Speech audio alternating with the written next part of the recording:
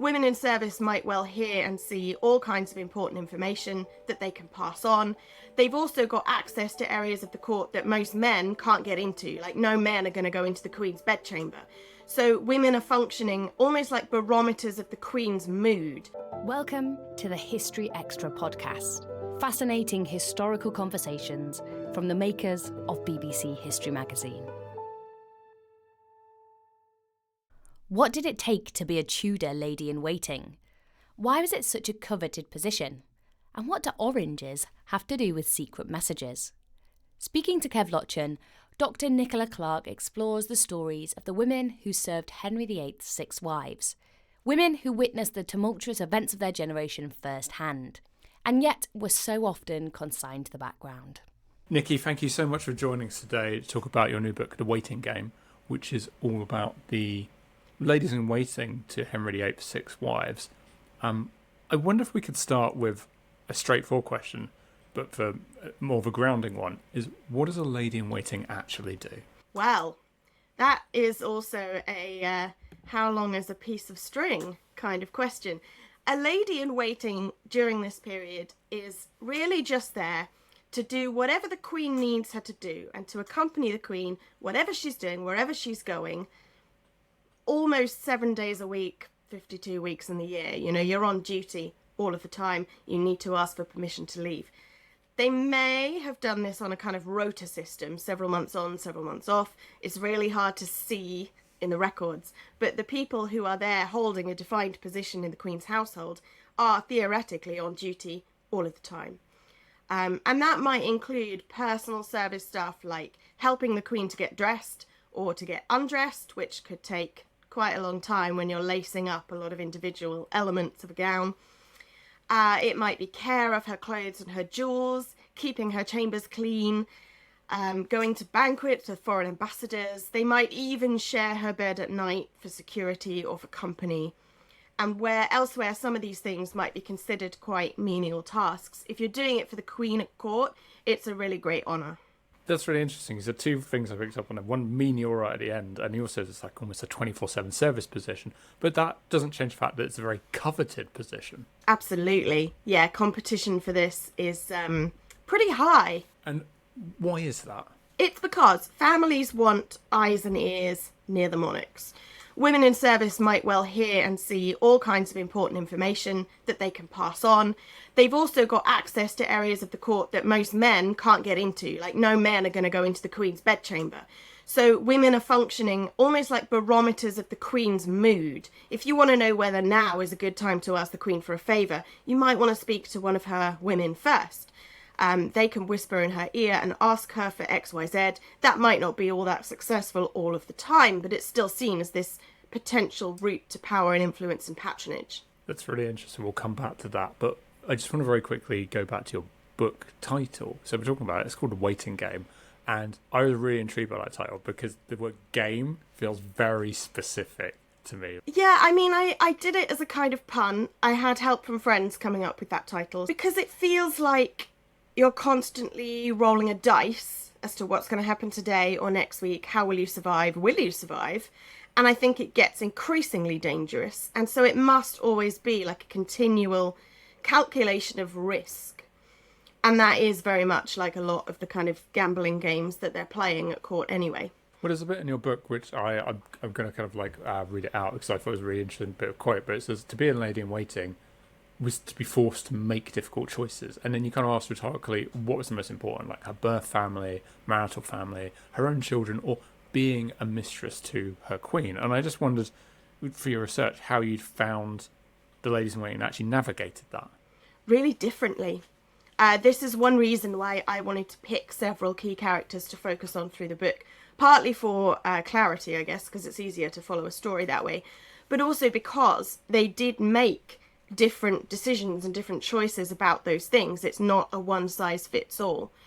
So I think it depends partly who you are and what your status is to start with. If you married up, then you might be more likely to go along with what your husband wants rather than what your father or the rest of your natal family want, or vice versa. Or if you're not particularly high status, maybe if you haven't married yet, you might be more likely to go along with what the Queen wants because you think that's your best access to power, or that's your best protection even. If you have particularly embraced the new learning and the Reformation, you might perhaps put that first. It's such an individual situation. Well, could you perhaps give us a couple of examples of the kind of the women you're introducing in your book who we maybe don't know about, and how they've kind of differed in their approach? Yeah, absolutely. So one of my favourites is Maria de Salinas. She was one of Catherine of Aragon's women who came over with her from Spain in 1501. And she comes from a really strong courtier family. So her parents have been in service with the Spanish monarchs. Her sisters are in service with other Spanish princesses, which we didn't know until fairly recently. I did a lot of digging in some Spanish archives and found stuff about her that in England we weren't aware of. So she comes over with Catherine. She is usually painted in English scholarship as this epitome of sisterhood and of loyalty, because what we know about her from her time in England is that she served Catherine of Aragon with what looks like exemplary loyalty, and there's this enduring myth that Catherine died in Maria's arms. We can't prove or disprove that. Maria was definitely there, and she was one of not very many people who were there when Catherine of Aragon died, because she talked her way into the castle. She wasn't supposed to be there. She wrote to Thomas Cromwell and said, "Can I visit the Queen?" And Cromwell didn't reply, but she didn't actually wait for a reply. I think she only wrote the letter so that if anyone asked in the future, she could say, "Well, look, I wrote." But the minute she'd written the letter, she was off on horseback, heading to Catherine in Kimbolton Castle. And she either fell off her horse or pretended to have fallen off her horse right before she got there. So she got there really wet and really muddy, and then she talked her way in. They said, "Show us your letters, show us your pass that says you can come in." And she said, "Dudes, covered in mud here, let me at the fire, then you can have whatever you want." And of course they let her in, and she disappeared, and they didn't ever get her permission. And that's why we think of her as this loyal lady in waiting. But actually, much earlier on, when she's with Catherine in England, and Catherine has been widowed, so Prince Arthur, who she married first, dies in 1502. The Spanish women around Catherine are actually quite desperate to get home. They do not want to be in England. They do not want to stay. Their situation's getting worse and worse because they're in poverty, because nobody can agree who should pay for Catherine's household. And Maria is writing home to her family, desperately trying to get them to arrange a marriage for her so that she can go home. So that relationship that she built up with Catherine does seem to have come later. And it's really unclear why so many marriages for her back home in Spain fell through, because she was still in England in 1509, and eventually in 1516 she married an English nobleman instead. And from that point, very often she did make decisions that put the Queen first, but she did also use her relationship with the Queen to get what she needed. So she ends up in this huge battle for her daughter's inheritance, because after she's widowed, her husband's brother thinks that he should have all the lands, etc. And Maria has to fight in the legal courts and use all of her court contacts to try and stop him. And she does pull on that connection to the Queen during that time. So I think it's a good example of that kind of give and take almost. She has proven her loyalty to the Queen, and so other people are therefore happy to trust her, if that makes sense. That is actually an interesting kind of point about trust. And I did wonder, Henry, what was the phrase you used in your book? He goes through wives like a knife through butter. Oh, yeah.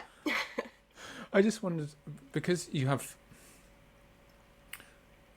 these women becoming his wives, how much say do they get about who becomes their lady in waiting, and how much trust can they have with all their ladies in waiting?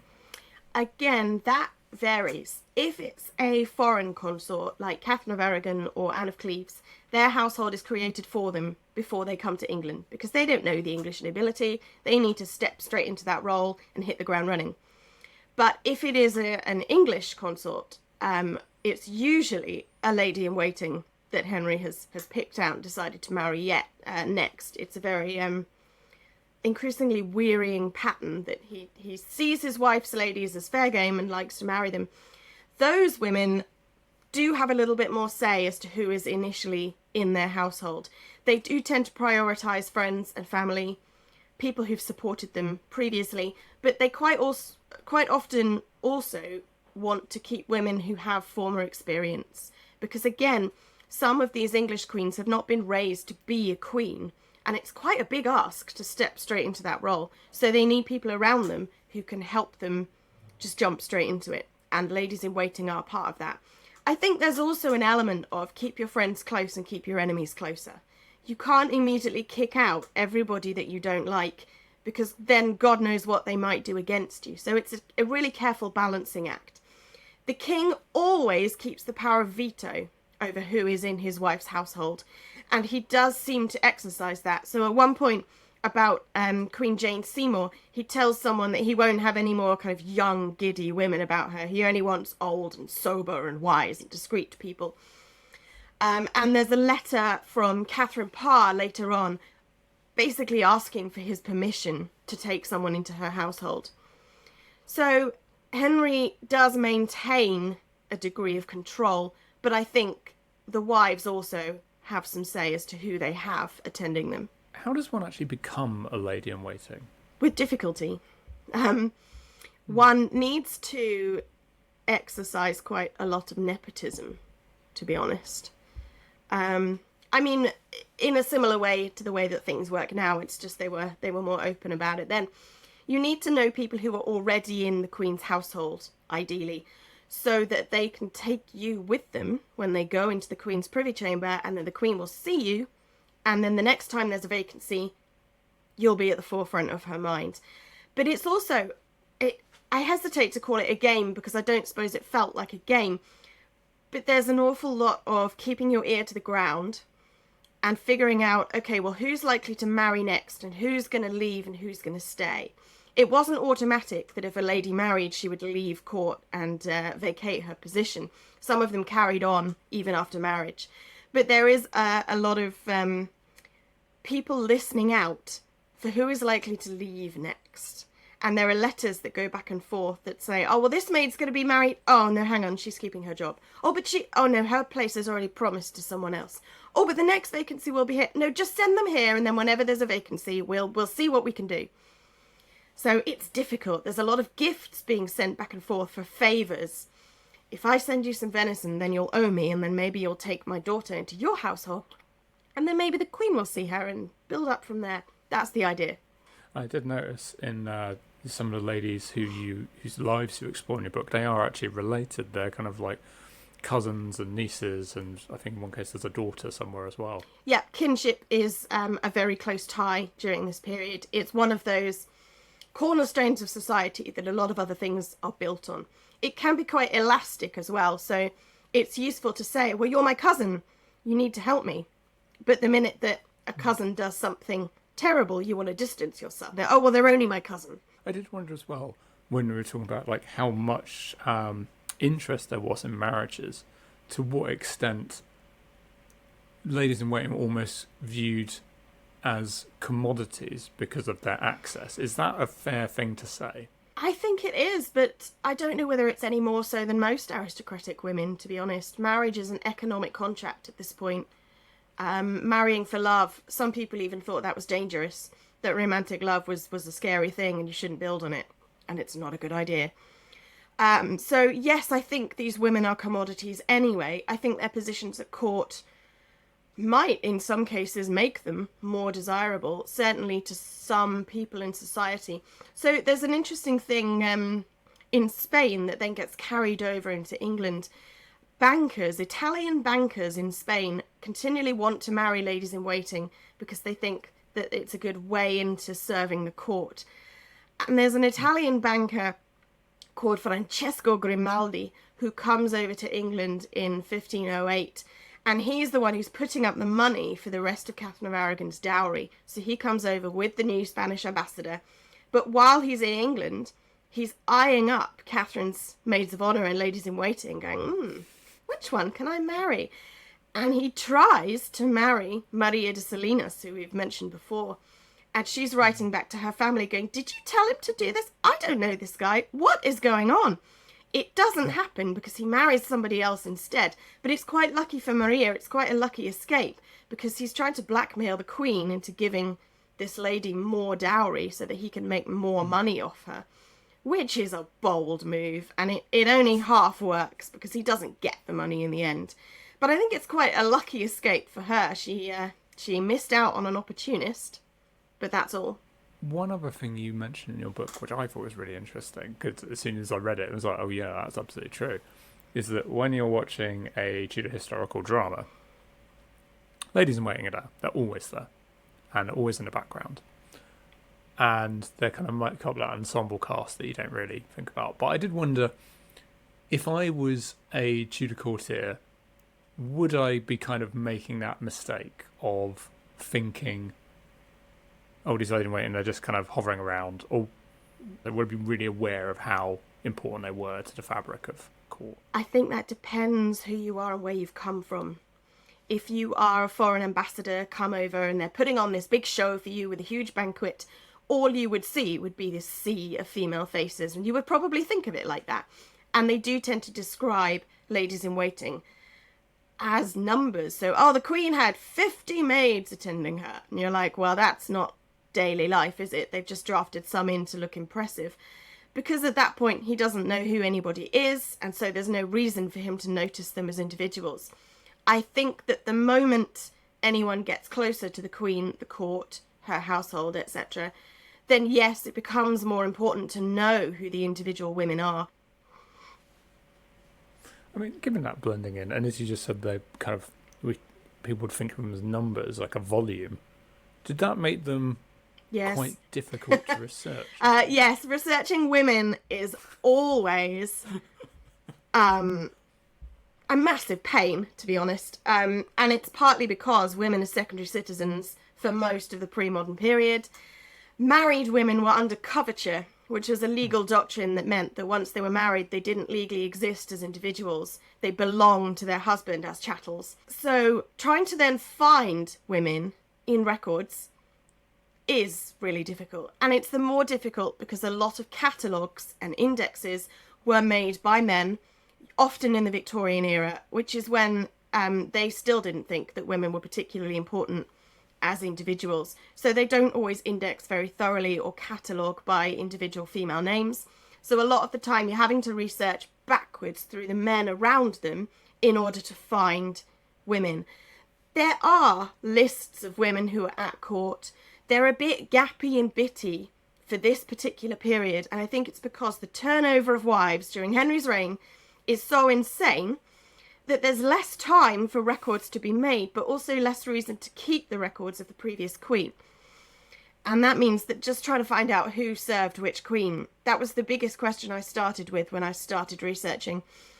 And I still can't kind of answer that in a statistically significant sort of way, just because the records aren't clear enough and don't survive clearly enough. When you start deep diving on individuals, there are things that you can find, but it is much more difficult than trying to find men. And, you know, when you write in a book about how there are actually levels of ladies in waiting, so I guess with these women you're writing about, they're kind of like the top tier, kind of like more aristocratic, or top tier aristocratic ladies in waiting. There's layers that we just can't find. So most of these women are aristocratic in some form. Some are higher than others. Obviously, a duke's wife is probably going to be more easy to find than the wife of Sir Somebody Knight, who is, you know, less important and probably left less mark on the historical record. The women who were really, really invisible and are almost impossible to catch a glimpse of are the women who are the servants of ladies in waiting, because every lady in waiting had her own female servants, but trying to find them in records, you basically can't unless you found any kind of anecdotal evidence of a name or something like that. But otherwise you just have to assume that they've each got a certain number of women around them and leave it at that, which is frustrating. We talked about a little bit about Henry VIII going through wives. What happens to a group of ladies in waiting when a wife is deposed. Removed. Yeah, that depends whether the king has another one lined up. Because if he does, it's not uncommon for women to simply transfer to the new queen's household. But it will depend who you are. If you have been super close to the previous queen, so for instance, if you've been one of Anne Boleyn's really close ladies in waiting, it's less likely that you'll survive the change to Jane Seymour, who really wants to distance herself from everything Anne. On the other hand, if you'd served Anne of Cleves, it's quite likely that you'd move straight into Catherine Howard's household, because there's such a short period of time that there is no point in kind of just in removing one household and creating a whole new one. They've only just done it. So there are some changes, but they're much smaller. Could we talk a little bit about Jane Viscountess Rochford? Because I believe she's this kind of almost anomaly in that sense. As I think she did serve Anne Boleyn. She must have done. She was married to George Boleyn. And then, doesn't she then serve most of the other queens afterwards? She did, 5 and 6. Wow. How does she navigate that? Because she feels like, in the sense of like, you could have being in this position brought you close to peril. Hers seems to be a very mortal peril quite early on that she's close to. I mean, yes, but she did quite well to survive as long as she did, I suppose.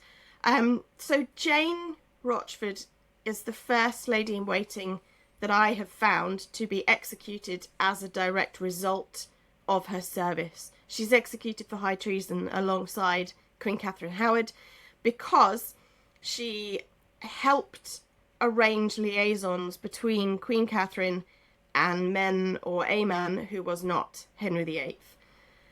And Henry decides to make an example out of her and cuts her head off as well.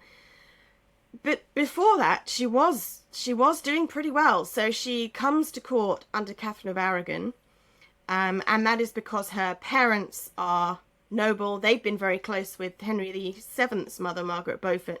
So there's a kind of court connection that goes back in her family. So she ends up with Catherine of Aragon, probably as a maid of honour. Then she marries George Boleyn, because the Boleyns and the Parkers, which is Jane's maiden name, it's her natal family, they're neighbours in East Anglia. So that makes sense. That's a sensible marriage. Because she marries George Boleyn, as you say, she then ends up in support of Anne and serves Queen Anne Boleyn. When Anne is executed, Jane's role is a bit murky. She was vilified at the time and has been since for allegedly providing evidence that helped secure the execution of particularly her husband, George Boleyn. And while that is sort of true, it is something that she said that he read out in court that kind of secured his downfall. I think it's a bit far-fetched to assume that she was trying to bring them down. I think she tried to go to the king to sue for George's freedom, which is what a good wife is supposed to do. And I think she ended up in front of Thomas Cromwell, and I think if you end up in front of Thomas Cromwell and he's questioning you, sterner people than Jane Rochford would break down under that. So I think she tells him, you know, whatever it is that he wants to know, possibly because she also knows that if things go badly, she's left as a widow and a widow of a traitor, her life is going to be really quite difficult, and she's going to need help. And in this period, that means she's going to need help from powerful men. And I wonder, it's very difficult to prove. We probably will never be able to prove this, but my hunch might be that it might be Cromwell who helped secure her transition into Jane Seymour's household. And from that point, it's almost as though she's acting like a crown agent, not in any formal sense. There isn't a kind of formal spy network at this time like there would be a bit later. But she serves the crown again when Henry wants to get rid of Anne of Cleves. She is one of the women who reports having had a conversation with Anne in which it looked like Anne didn't know what sex was. Again, it just doesn't ring quite true to me. I suspect that the women who gave that evidence gave it because they felt they had no other choice. Possibly because Thomas Cromwell is leaning on them, and then other people are leaning on them. And then she makes some interesting decisions during Catherine Howard's reign. Again, I don't have a good answer for why she helped Catherine Howard do what Anne Boleyn was accused of supposedly doing 5 years earlier. There's no kind of clear answer to that. It's very easy to judge historical figures, isn't it? But yeah, she did survive 5 wives. Is she unique in that sense, or do other women kind of manage that transition as well? There are some other women who serve 5 out of 6. Maybe not exactly the same 5 out of 6. There aren't very many. I haven't found a single woman who served all 6 wives. There are various figures who are rumoured to have done so, but when you then try and back that up with a primary archival source, it falls apart in your hands. So it's possible. They'd have to have started very young and then been very old when they finished.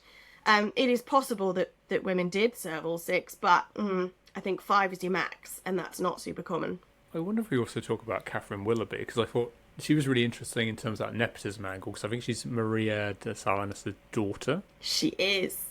There's something there that was speaking to me when you're talking about Jane Rochford and how she was kind of like, you know, making some questionable decisions. There's a bit with Catherine Willoughby, maybe not questionable, but where her kind of religious kind of perspectives. Why don't you speak to us about those, because I think it's a fascinating story. Yeah, Catherine Willoughby is Maria de Salinas' daughter, and she's pretty strong-willed, a lot like her mother. She is married to Charles Brandon, Duke of Suffolk, when she is in her mid-teens, and he is quite a lot older. And that marriage, I mean, we think that big age gaps are the norm in this period, and they're not as unusual as they might be now, but it raised eyebrows even at the time. But it seems to have been a good marriage. It seems to have worked pretty well. But as the Reformation progressed, Catherine did become increasingly interested in what was often called the New Learning. So we wouldn't yet use the word Protestant because the word didn't exist in the 1530s and 40s. But we might say evangelical, or we might say proto-Protestant, perhaps. The kind of beliefs that later would crystallise to something that was more clearly and obviously called Protestant. So yeah, she's exploring new religion, which is not a super safe thing to be doing in Henry VIII's England. He is burning people from both sides of the religious divide, and the only real way to be safe, I suppose, is not to be an extremist of any sort.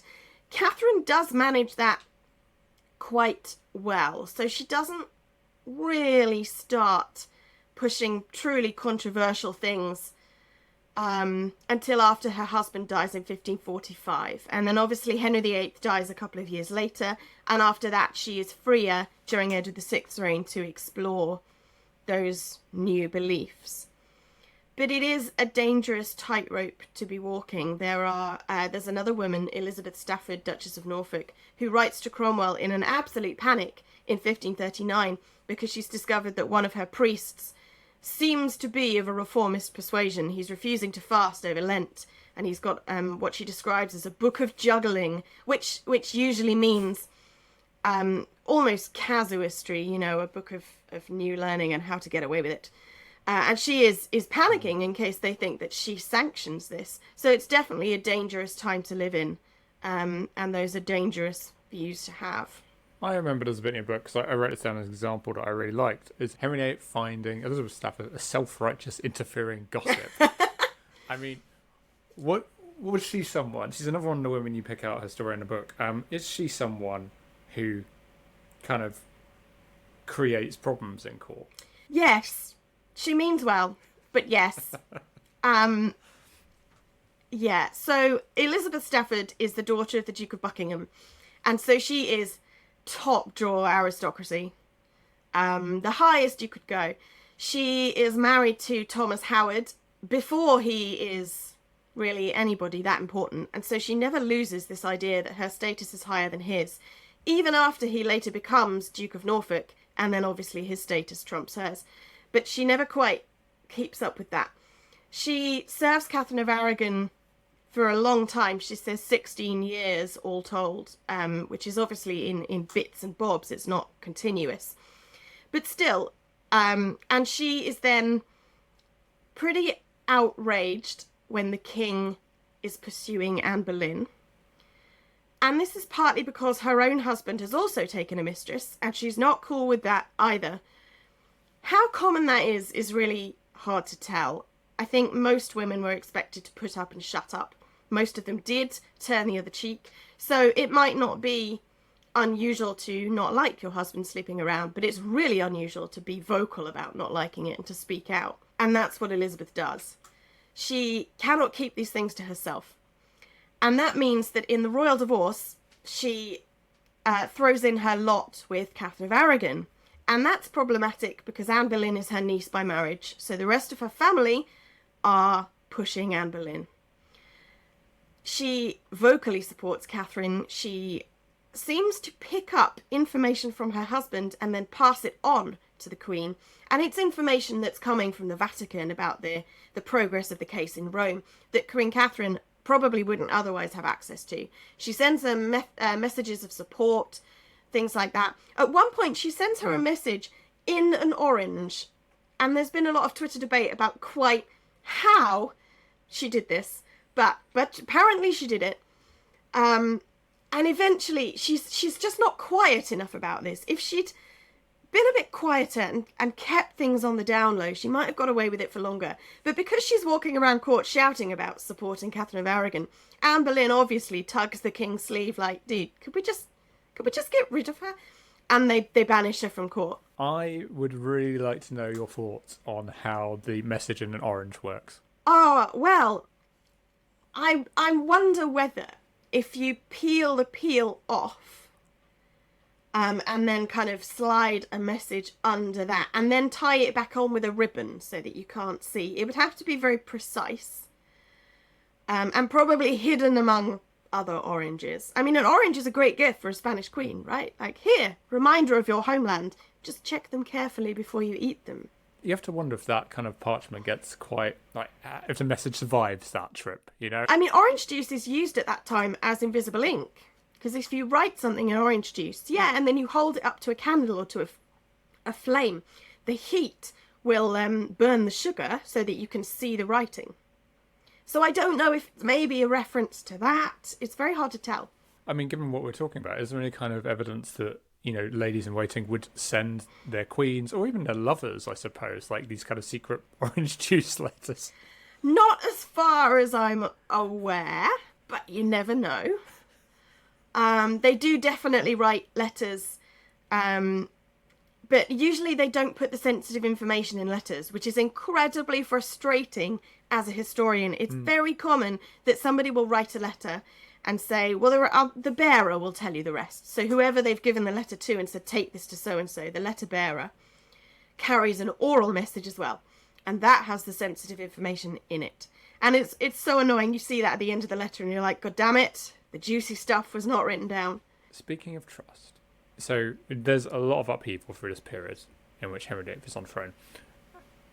I wonder, do you have any views on how that upheaval changes the role of the lady in waiting through that period and then into the reigns of Mary and Elizabeth?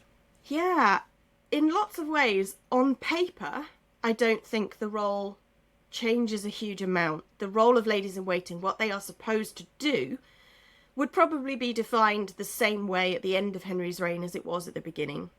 The number of different ranks of ladies has diversified a bit. But again, terminology for ladies in waiting is one of those weird things that it depends who you ask and who was making what particular list, because they use different words. It's very hard to pin down what ranks there were. I think my sense is that not on paper, that it became more dangerous, that there's a appreciation that there's more danger attached to being a lady in waiting by the end of Henry's reign than there was at the start. By the end, you've got privy councillors deliberately targeting ladies in waiting to try to get at the Queen because of her religious beliefs. You would never have found that earlier on in the reign. So I think a lot of the changes that happen during Henry's reign do make it more dangerous to be in service. Under Mary and Elizabeth, again, in lots of ways it doesn't change. You're still there to do whatever the Queen needs you to do at any point and go wherever she needs you to go, etc. But because the Queen herself is now a regnant queen and has more power, I wonder whether the perceived importance of ladies in waiting might go up a bit. because now the Queen is the answer to everything. There's no king. So the people around the Queen are therefore correspondingly more important. Going back to the period of Henry VIII's 6 wives, just as a way of drawing to this conclusion, what is something that we haven't talked about that you think we really should know about ladies in waiting of this period? Oh, that's a good point. I think how skilled they were, actually. I think we often forget that. I think they must have needed this really big, diverse skill set. You have to be able to talk to anybody in an appropriate way, no matter what gender they are, what status they are, or even what nationality they are. So language skills are a big advantage. You need to be able to do things like dance, sing, probably play an instrument. You need to be able to ride. I mean, most elite people can ride, but you also need to be able to ride to go hunting. The thing that I think I would have found most difficult is this being on all of the time, every day, and all of it is some form of performance, because you're in front of some kind of audience. Even if you're just in the Queen's chamber, well, the Queen is still there. I think also there's a lot of getting up really early but going to bed really late, kind of repeatedly. And I think it would have been really difficult for a woman to be alone in the royal court, which I would not have liked. I think you're always around other people all of the time, and it just must have been exhausting.